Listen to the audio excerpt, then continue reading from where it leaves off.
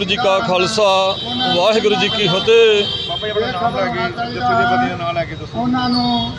मिसल श्रोमणी भगत भगत धन्ना जी तरना दल ਦੇ ਮੁਖੀ ਸਿੰਘ ਸਾਹਿਬ ਜਥੇਦਾਰ ਬਾਬਾ ਗੁਰਦੇਵ ਸਿੰਘ ਜੀ ਆਪ ਸਭ ਸੰਗਤਾਂ ਨੂੰ ਬੇਨਤੀ ਕਰਦੇ ਹਾਂ ਕਿ ਜੋ ਕਾਬਲ ਘਧਾਰ ਦੇ ਵਿੱਚ ਅਫਗਾਨਿਸਤਾਨ ਦੇ ਵਿੱਚ ਜੋ ਗੁਰੂ ਘਰ ਦੇ ਵਿੱਚ ਜੋ ਜ਼ੁਲਮ ਹੋਇਆ ਉਹ ਬਹੁਤ ਨਿੰਦਕਯੋਗ ਹੈ। ਇਸ ਤਰ੍ਹਾਂ ਕਿ ਗੁਰੂ ਘਰਾਂ ਦੇ ਵਿੱਚ ਸਾਡੇ ਨਾਲ ਗੁਰੂ ਘਰਾਂ ਦੇ ਵਿੱਚ ਆ ਕੇ ਵੀ ਸਾਡੇ ਨਾਲ ਵਾਅਦੇ ਕੀਤੇ ਜਾਂਦੇ ਨੇ, ਜ਼ੁਲਮ ਕੀਤਾ ਜਾਂਦਾ, ਅਤਿਆਚਾਰ ਕੀਤਾ ਜਾਂਦਾ। ਕਿਉਂਕਿ ਸਿੱਖ ਬਾਣੀ ਪੜ੍ਹਦਾ ਅਰਦਾਸ ਕਰਦਾ ਨਾਨਕ ਨਾਮ ਚੜ੍ਹਦੀ ਕਲਾ तेरे बाणे सरबत का भला। ਉਹਦੇ ਵਿੱਚ ਆਪਾਂ ਸਾਰੇ ਆਉਂਦੇ हैं, चाहे कोई हिंदू है, चाहे कोई मुसलमान है, चाहे सिख है। हम अकाली सब के वाली हमारा पंथ न्यारा छही में मार जो किन्नी सलोतर होड़ा करा रहा है। गगन मंडल में गूंगा हमारा माँ का रखवाला सिर पर मुकुट पर चक्कर नानक बुला रहा है। प्रगटे गुरु गोबिंद सिंह सोढ़ी जी जिन सब कुल कुलिया धार ते साध संगत जी आप सारे ही बेनती करते हैं कि रल मिल के रहिए, गुरु का नाम जपीए, ठंडे बाटे का अमृत छकीए ताकि इस तरह के जोड़े विदकरे इस तरह का जोड़ा जुल्म अत्याचार ये ना करिए।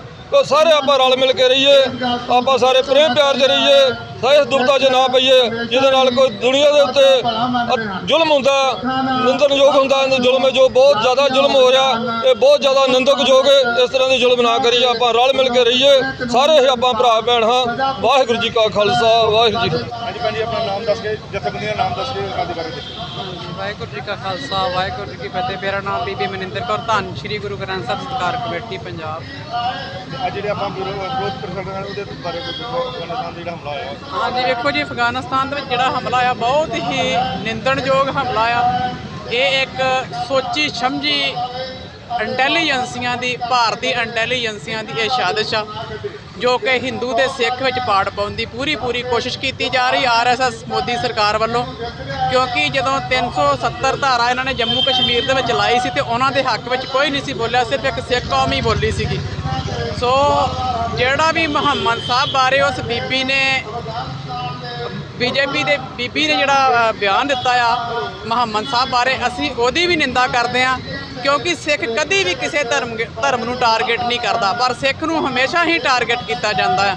ਸੋ ਮੈਂ ਤੁਹਾਡੇ ਚੈਨਲ ਦੇ ਮਾਧਿਅਮ ਰਾਹੀਂ ਮੋਦੀ ਸਰਕਾਰ ਨੂੰ ਆਰਐਸਐਸ ਨੂੰ ਇਹੀ ਕਹਿਣਾ ਚਾਹੁੰਦੀ ਹਾਂ ਕਿ ਸਿੱਖਾਂ ਨੂੰ ਚੈੱਕ ਕਰਨ ਦੀ ਕੋਸ਼ਿਸ਼ ਨਾ ਕਰੋ। ਅਸੀਂ ਉਹ ਆ, ਅਸੀਂ ਹਰੀ ਸਿੰਘ ਨਲੂਏ ਦੇ ਵਾਰਸ ਹਾਂ ਜਿਨ੍ਹਾਂ ਨੇ ਅਫਗਾਨਿਸਤਾਨ ਤੱਕ ਰਾਜ ਕੀਤਾ ਸੀਗਾ। सिख कौम अज तक जिथे भी कोई आफत आई है, चाहे रशिया वा चाहे इजराइल है, जिथे भी कोई आफत आई है सिख कौम ने अगे जाके बड़े सुचज्जे ढंग के मनुखता की सेवा की है। करोना के भी सिख कौम अगे तो आन के सारे जदों के मंदिर भी बंद हो गए थे, मस्जिद भी बंद हो गए थे, सारे बंद हो गए। एक गुरु घर गुरुद्वारे साहब एक इहो जिहा स्थान से भी गुरु के सिख जिहड़े अगे आन के करोने ਦੀਆਂ ਲਾਸ਼ਾਂ ਅਸੀਂ ਆਪਣੇ ਹੱਥੀਂ ਚੁੱਕ ਕੇ ਸੰਸਕਾਰ ਕੀਤੇ ਨੇ। ਲੋਕ ਉਹਨਾਂ ਦੇ ਦਿਨਾਂ ਵਿੱਚ ਅੰਦਰੋਂ ਬਾਹਰ ਨਹੀਂ ਸੀ ਨਿਕਲਦੇ।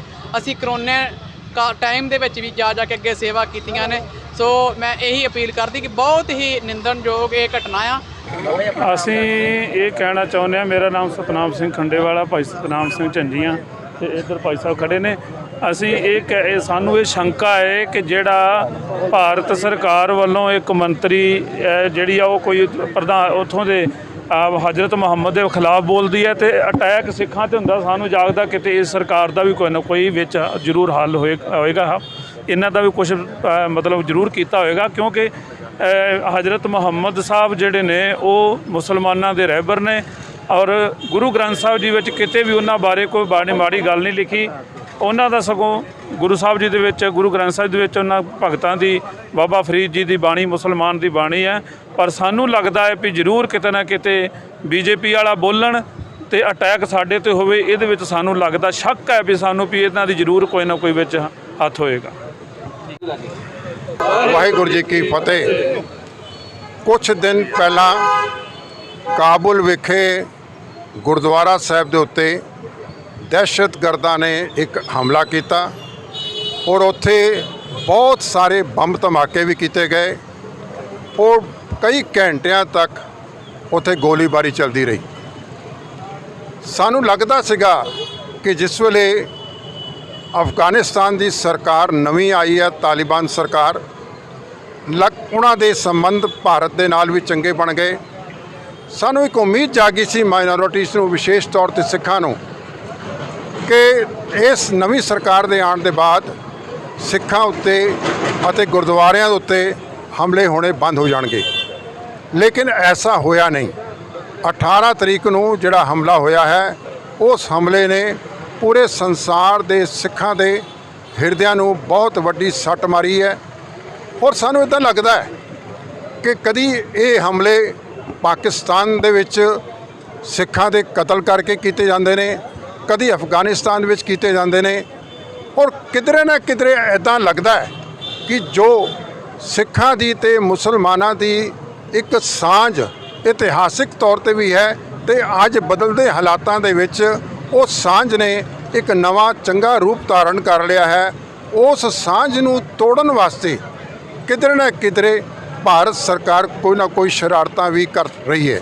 ਭਾਰਤ ਸਰਕਾਰ ਦਾ ਇਹ ਫਰਜ਼ ਬਣਦਾ ਹੈ ਕਿ ਜਦ ਪਾਕਿਸਤਾਨ ਦੇ ਨਾਲ ਅਤੇ ਅਫਗਾਨਿਸਤਾਨ ਦੇ ਨਾਲ ਉਹਨਾਂ ਦੇ ਡਿਪਲੋਮੈਟਿਕ ਰਿਲੇਸ਼ਨਸ ਬੜੇ ਚੰਗੇ ਨੇ, ਤਾਂ ਕਿਉਂ ਨਹੀਂ ਭਾਰਤ ਸਰਕਾਰ ਨੇ ਹੁਣ ਤੱਕ ਪਾਕਿਸਤਾਨ ਅਤੇ ਅਫਗਾਨਿਸਤਾਨ ਦੀ ਸਰਕਾਰਾਂ ਨਾਲ ਤਾਲਮੇਲ ਕਰਕੇ ਸਿੱਖਾਂ ਦੇ ਗੁਰਦੁਆਰਿਆਂ ਅਤੇ ਸਿੱਖਾਂ ਦੀ ਜਾਨ ਮਾਲ ਦੀ ਰਾਖੀ ਵਾਸਤੇ ਕੋਈ ਜਿਹੜੇ ਉਚਿਤ ਕਦਮ ਚੁੱਕਣੇ ਚਾਹੀਦੇ, ਯੋਗ ਕਦਮ ਚੁੱਕਣੇ ਚਾਹੀਦੇ ਸੀਗੇ, ਹੁਣ ਤੱਕ ਕਿਉਂ ਨਹੀਂ ਚੁੱਕੇ ਗਏ।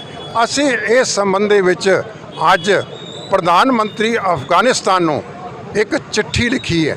ਅੱਜ ਅਸੀਂ ਦਿੱਲੀ ਦੇ ਵਿੱਚ ਅਫਗਾਨਿਸਤਾਨ ਦੀ ਜੋ ਅੰਬੈਸੀ ਹੈ, ਉਹਨਾਂ ਨੂੰ ਇਹ ਚਿੱਠੀ ਅਸੀਂ ਮੇਲ ਕਰ ਦਿਆਂਗੇ।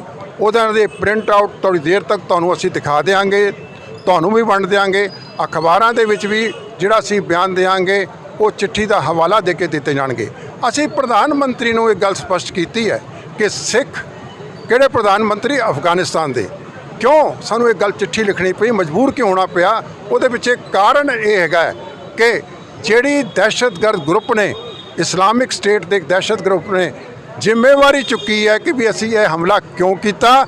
ਉਹਨਾਂ ਨੇ ਕਿਹਾ ਕਿ ਬਈ ਇਹਦੇ ਪਿੱਛੇ ਕਾਰਨ ਇਹ ਹੈਗਾ ਹੈ ਕਿ ਭਾਰਤ ਦੇ ਵਿੱਚ ਭਾਜਪਾ ਦੀ ਇੱਕ ਆਗੂ ਨੇ ਮੁਹੰਮਦ ਸਾਹਿਬ ਦੇ ਖਿਲਾਫ ਆਬਜੈਕਸ਼ਨੇਬਲ ਰਿਮਾਰਕਸ ਦਿੱਤੇ ਨੇ, ਜਦਕਿ ਉਹਨਾਂ ਰਿਮਾਰਕਸ ਦੇ ਨਾਲ ਸਿੱਖ ਕੌਮ ਦਾ, ਸਿੱਖ ਇੱਕ ਵੱਖਰੀ ਕੌਮ ਹੈ, ਸਾਡਾ ਕੋਈ ਲੈਣਾ ਦੇਣਾ ਨਹੀਂ, ਕਿਉਂਕਿ ਸਾਨੂੰ ਤਾਂ ਗੁਰੂ ਨਾਨਕ ਸਾਹਿਬ ਨੇ ਸੰਦੇਸ਼ ਦਿੱਤਾ ਹੈ, ਉਪਦੇਸ਼ ਦਿੱਤਾ ਹੈ, ਸਭੇ ਸਾਂਝੀ ਵਾਲ ਸਦਾਇਨ ਤੂੰ ਕਿਸੇ ਨਾ ਦਿਸੇ ਬਾਹਰਾ ਜੀਓ। ਗੁਰੂ ਗ੍ਰੰਥ ਸਾਹਿਬ ਦੇ ਵਿੱਚ ਅੱਲਾ ਸ਼ਬਦ ਅਨੇਕਾਂ ਵਾਰ ਆਇਆ ਹੈ। ਕਹਿਣ ਤੋਂ ਭਾਵ ਇਹ ਹੈਗਾ ਹੈ, ਅਸੀਂ ਕਿਸੇ ਵੀ ਧਰਮ ਦੇ ਕਿਸੇ ਵੀ ਸੰਤ ਬਾਰੇ, ਕਿਸੇ ਆਗੂ ਬਾਰੇ, ਕਿਸੇ ਪ੍ਰੋਫਿਟ ਬਾਰੇ ਕਦੀ ਵੀ ਕੋਈ ਗੱਲ ਐਸੀ ਨਹੀਂ ਕਹਿੰਦੇ, ਲੇਕਿਨ ਉੱਥੇ ਦੇ ਆਤੰਕਵਾਦੀਆਂ ਨੇ ਭਾਜਪਾ ਦੇ ਇੱਕ ਆਗੂ ਵੱਲੋਂ ਦਿੱਤੇ ਹੋਏ ਬਿਆਨਾਂ ਕਰਕੇ ਸਿੱਖ ਕੌਮ ਦੇ ਉੱਤੇ ਹਮਲਾ ਕਰਤਾ। ਭਾਵ ਕਹਿਣ ਦਾ ਕਿ ਅਸੀਂ ਇੱਥੇ ਵੀ ਮਾਰ ਖਾ ਰਹੇ ਹਾਂ, ਅਸੀਂ ਬਾਹਰ ਵੀ ਮਾਰ ਖਾ ਰਹੇ ਹਾਂ। ਅਫਗਾਨਿਸਤਾਨ 'ਚ ਹੀ ਮਾਰ ਖਾਧੀ, ਭਾਜਪਾ ਦੇ ਆਗੂਆਂ ਨੇ ਬਿਆਨ ਦਿੱਤਾ ਇੱਥੇ, ਤੇ ਇਸਲਾਮਿਕ ਕੰਟਰੀਜ਼ ਦੇ ਸਾਹਮਣੇ ਬਦਨਾਮ ਹੋ ਗਏ ਸਿੱਖ ਕਿ ਬਈ ਇਹਨਾਂ ਦੇ ਗੁਰਦੁਆਰਿਆਂ ਉੱਤੇ ਹਮਲਾ ਕਰੀਏ। ਸੋ ਕਹਿਣ ਤੋਂ ਹਰ ਵਾਰੀ ਕਹਿੰਦਾ ਬੇਇੱਜ਼ਤੀ ਹੋ ਰਹੀ ਹੈ ਜੀ, ਉਹਦੇ ਪਰ ਸਿੱਖਾਂ ਨੂੰ ਟੈਸਟ ਕਰਨਾ ਪੈ ਰਿਹਾ, ਕੋਈ ਹੱਲ ਨਹੀਂ ਹੋ ਰਿਹਾ। ਅਸੀਂ ਇਸੇ ਕਰਕੇ ਅੱਜ ਇੱਥੇ ਇਕੱਠੇ ਹੋਏ ਹਾਂ। ਸਾਡੀ ਚਿੱਠੀ ਲਿਖਣ ਦਾ ਅਫਗਾਨਿਸਤਾਨ ਦੇ ਪ੍ਰਧਾਨ ਮੰਤਰੀ ਨੂੰ ਕਾਰਨ ਹੀ ਇਹੋ ਹੈ ਕਿ ਉਹਨਾਂ ਨੂੰ ਅਸੀਂ ਇਹ ਬੇਨਤੀ ਕੀਤੀ, 4 ਗੱਲਾਂ ਉਹਨਾਂ ਨੂੰ ਕੀਤੀਆਂ ਨੇ ਅਸੀਂ ਬੇਨਤੀ ਕਰਕੇ। ਪਹਿਲੀ ਗੱਲ ਤਾਂ ਉਹਨਾਂ ਨੂੰ ਅਸੀਂ ਕਿਹਾ ਕਿ ਜਿਹੜਾ ਇਹ ਹਮਲਾ ਹੋਇਆ ਹੈ, ਇਸ ਹਮਲੇ ਦੀ ਸਾਜ਼ਿਸ਼ ਦੇ ਪਿੱਛੇ ਇਨਵੈਸਟੀਗੇਸ਼ਨ ਕੀਤੀ ਜਾਵੇ ਕਿ ਇਹ ਸਾਡੇ ਖਿਲਾਫ, ਸਿੱਖਾਂ ਦੇ ਖਿਲਾਫ ਉੱਥੇ ਦੇ ਦਹਿਸ਼ਤਗਰਦ ਇੰਨਾ ਜ਼ਹਿਰ ਕਿਉਂ ਉਗਲ ਰਹੇ ਨੇ। ਪਹਿਲੀ ਗੱਲ ਤਾਂ ਅਸੀਂ ਉਹਨਾਂ ਨੂੰ ਬੇਨਤੀ ਹੈ ਕੀਤੀ ਹੈ, ਇਨਵੈਸਟੀਗੇਸ਼ਨ ਕੀਤੀ ਜਾਏ। ਦੂਸਰੀ ਅਸੀਂ ਉਹਨਾਂ ਨੂੰ ਬੇਨਤੀ ਹੈ ਕੀਤੀ ਹੈ ਕਿ ਭਈ ਸਿੱਖਾਂ ਦੀ ਜਾਨ ਮਾਲ ਦੀ ਸੁਰੱਖਿਆ ਕਰਨੀ, ਸੇਫਟੀ ਕਰਨੀ ਉਸ ਗੌਰਮੈਂਟ ਦਾ ਫਰਜ਼ ਬਣਦਾ ਹੈ। ਉਹਨਾਂ ਨੂੰ ਚਾਹੀਦਾ ਹੈ ਕਿ ਇਹਦਾ ਸਾਡੀ ਸੁਰੱਖਿਆ ਕਰਨ। ਤੀਸਰੀ ਅਸੀਂ ਬੇਨਤੀ ਉਹਨਾਂ ਨੂੰ, ਅਫਗਾਨਿਸਤਾਨ ਦੇ ਪ੍ਰਧਾਨ ਮੰਤਰੀ ਨੂੰ ਇਹ ਕੀਤੀ ਹੈ ਕਿ ਇਹੋ ਜਿਹੇ ਹਮਲਿਆਂ ਨੂੰ ਰੋਕਣ ਵਾਸਤੇ ਕੋਈ ਇੱਕ ਐਸੀ ਯੋਜਨਾ ਬਣਾਈ ਜਾਵੇ ਜਿਹਦੇ ਨਾਲ ਕਿ ਇਹ ਹਮਲੇ ਜਿਹੜੇ ਨੇ ਦੁਬਾਰਾ ਕਦੀ ਵੀ ਨਾ ਹੋਣ। ਚੌਥੀ ਬੇਨਤੀ ਅਸੀਂ ਉਹਨਾਂ ਨੂੰ ਇਹ ਕੀਤੀ ਹੈ ਕਿ ਸਿੱਖਾਂ ਦਾ ਭਰੋਸਾ ਜਿੱਤਣ ਵਾਸਤੇ ਸਿੱਖਾਂ ਨੂੰ, ਜਿਹੜੇ ਅਫਗਾਨਿਸਤਾਨ ਦੇ ਸਿੱਖ ਨੇ, ਉਹਨਾਂ ਨੂੰ ਪੂਰਨ ਰੂਪ ਦੇ ਵਿੱਚ ਸੁਰੱਖਿਆ ਪ੍ਰਦਾਨ ਕੀਤੀ ਜਾਵੇ। ਕਿਉਂ? ਉਹਦਾ ਕਾਰਨ ਹੈ ਕਿ ਸਿੱਖਾਂ ਦਾ ਅਫਗਾਨਿਸਤਾਨ ਦੇ ਵਿੱਚ ਬਹੁਤ ਲੰਬਾ ਇੱਕ ਗਲੋਰੀਅਸ ਇਤਿਹਾਸ ਹੈ। ਉੱਥੇ ਦੇ ਸਿੱਖਾਂ ਨੇ ਅਫਗਾਨਿਸਤਾਨ ਦੀ ਜਿਹੜੀ ਆਰਥਿਕ ਤਰੱਕੀ ਹੈ ਉਹਦੇ ਵਿੱਚ ਬਹੁਤ ਵੱਡਾ ਯੋਗਦਾਨ ਪਾਇਆ ਹੈ। ਇੱਕ ਟਾਈਮ ਸੀਗਾ ਕਿ ਸਿੱਖਾਂ ਦੀ ਉੱਥੇ ਆਬਾਦੀ ਜਿਹੜੀ ਸੀਗੀ 4-5 ਲੱਖ ਦੀ ਸੀਗੀ ਔਰ ਉਹ ਆਬਾਦੀ ਜਿਹੜੀ ਸੀਗੀ ਉਹ ਅਫਗਾਨਿਸਤਾਨ ਦੇ ਵਿੱਚ ਇੱਕ ਬਹੁਤ ਵੱਡਾ ਯੋਗਦਾਨ ਪਾ ਰਹੀ ਸੀਗੀ। ਕਹਿਣ ਤੋਂ ਭਾਵ ਅਸੀਂ ਸਿੱਖਾਂ ਦੀ ਆਵਾਜ਼ ਜਿਹੜਾ ਉਹਨਾਂ ਨਾਲ ਧੱਕਾ ਹੋਇਆ ਹੈ, ਅੱਜ ਗੁਰੂ ਕੀ ਨਗਰੀ ਤੋਂ ਇਹ ਸਾਰੇ ਜਿਹੜੇ ਗੁਰੂ ਕੇ ਲਾਲ ਬੈਠੇ ਨੇ, ਮੇਰੇ ਨਾਲ ਭਾਈ ਦਿਲਬਾਗ ਸਿੰਘ ਜੀ ਕੇ ਜੱਥਾ ਸਿਰਲਤ ਤੋਂ, ਪੰਜਾਂ ਪਿਆਰਿਆਂ ਤੋਂ ਭਾਈ ਸਤਨਾਮ ਸਿੰਘ ਜੀ ਖੰਡਾ, ਭਾਈ ਸਤਨਾਮ ਸਿੰਘ ਜੀ ਝੰਜੀਆਂ, ਉਹ ਜਨਰਲ ਸ਼ਬੇਕ ਸਿੰਘ ਜਿਹੜਾ ਨੇ ਕਿ 1984 ਦੇ ਵਿੱਚ ਜੰਗ ਲੜੀ ਸੀਗੀ, ਉਹਨਾਂ ਦੇ ਭਰਾਤਾ ਜੀ ਸਾਡੇ ਨਾਲ ਇੱਥੇ ਖੜੇ ਨੇ। ਨਾਲ ਦੇ ਨਾਲ ਸਾਡੇ ਨਾਲ ਗੁਰੂ ਗ੍ਰੰਥ ਸਾਹਿਬ ਸਤਿਕਾਰ ਕਮੇਟੀ ਦੇ ਭਾਈ ਬਲਬੀਰ ਸਿੰਘ ਜੀ ਮੁੱਛਲ, ਜਥੇਦਾਰ ਬਾਬਾ ਗੁਰਦੇਵ ਸਿੰਘ ਜੀ ਸਾਡੇ ਖੜੇ ਨੇ ਨਾਲ। ਇਹ ਸਾਰੇ ਜਿਹੜੇ ਨੇ ਅੱਜ ਇੱਕ ਆਵਾਜ਼ ਅਫਗਾਨਿਸਤਾਨ ਦੀ ਐਮਬੈਸੀ ਤੱਕ ਪਹੁੰਚਾ ਰਹੇ ਹਾਂ। ਅਸੀਂ ਚਿੱਠੀ ਵੀ ਲਿਖਾਂਗੇ, ਇਹ ਸਾਰੀਆਂ ਫੋਟੋਆਂ ਵੀ ਭੇਜਾਂਗੇ ਉਹਨਾਂ ਨੂੰ, ਦੱਸਾਂਗੇ ਕਿ ਸਿੱਖਾਂ ਦੇ ਮਨਾਂ ਦੇ ਵਿੱਚ ਕਿੰਨਾ ਰੋਸ਼ ਹੈ।